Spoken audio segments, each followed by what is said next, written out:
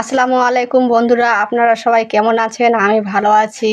নানি দাদির আমলে আমি চাল কুমড়ো রান্না করে দেখাবো। এটা হচ্ছে চাল কুমড়ো, কেটে বেছে রেডি করে নিই আগে।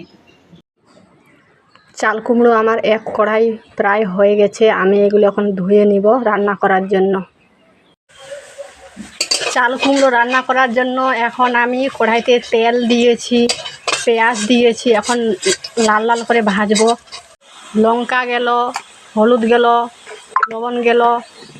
এখন আমি ভালো করে এটাকে নাড়বো চাল কুমড়ো রান্না করার জন্য।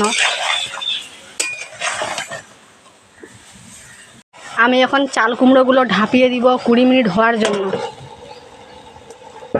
এই যে আমি চাল কুমড়োর মধ্যে এখন চিনি দিলাম, আদা রসুন বাটা দিলাম। কালারটা কত সুন্দর এসেছে, আরও হবে। চাল কুমড়ো কত সুন্দর কালার এসেছে। এই পর্যন্ত চাল কুমড়োর রান্না শেষ। কত সুন্দর কালার এসেছে।